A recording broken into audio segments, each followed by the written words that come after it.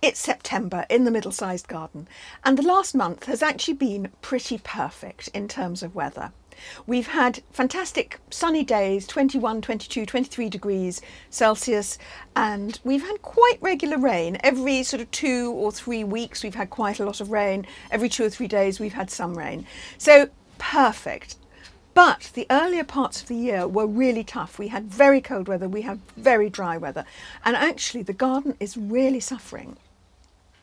It's Alexandra here from the Middlesized Garden YouTube channel and blog, bringing you tips, ideas and inspiration for your garden. We're particularly seeing the impact of the summer's 9-week drought, most especially with the dahlias. In the August garden tour, I talked about not digging up my dahlias. I just cut them down and protect them with mulch in winter. But last winter I didn't actually mulch them all, and those I didn't mulch either died or are now very small. Fellow garden lovers also pointed out that the drought has impacted on the dahlias, and once again it affects dahlias that haven't been mulched more than those that have been mulched. So the end result is that the main border, where most of the dahlias were roughly the same height last year, now has some very tall dahlias and some very small ones, and not in the most logical places either. I've been recording a once-a-month garden tour since January now, and I've noticed that it really helps me see what works and what doesn't.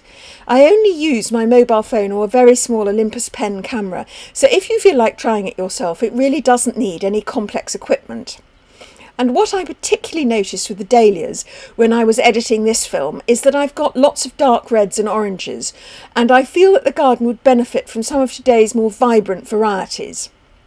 To give you an idea of what I mean, here are 30 seconds of my dahlias set to Latin music because dahlias come from Mexico. And you'll also notice a beautiful book on dahlias called Dahlias by Naomi Slade, which I was sent for review, and there are links to it in the description below.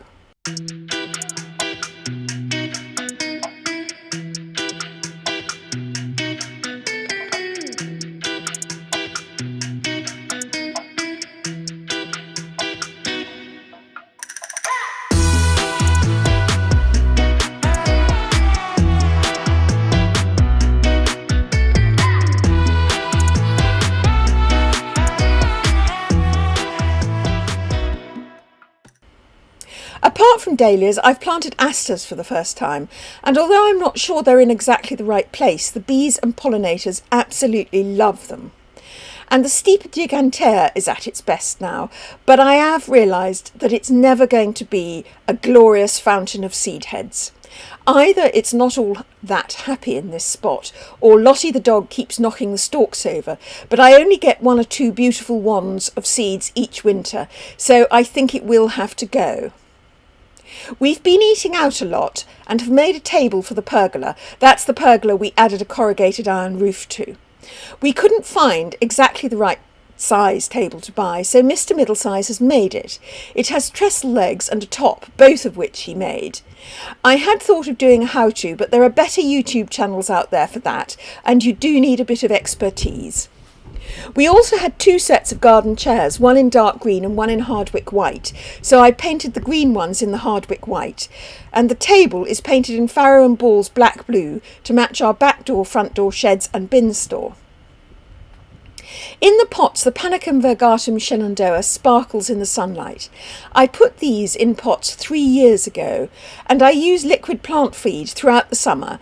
This year I've been using Richard Jackson's Flower Power, and apart from watering, there really isn't anything else to do. There's no deadheading, no pruning or anything. These really are the ultimate low-maintenance garden pots, and they'll go on looking good till I cut them down in March. I've been carrying out a short experiment on deadheading roses. On the left-hand side, I pruned my Cecile Brunner roses with secateurs, treating each stem separately. On the right-hand side, I just clipped the whole lot with shears. The secateur pruned roses have come back earlier by about 2 weeks, and they are more airy and less of a hedge. But the ones I pruned with shears are just about to come out, and they are slightly more tightly clumped. It depends what you prefer.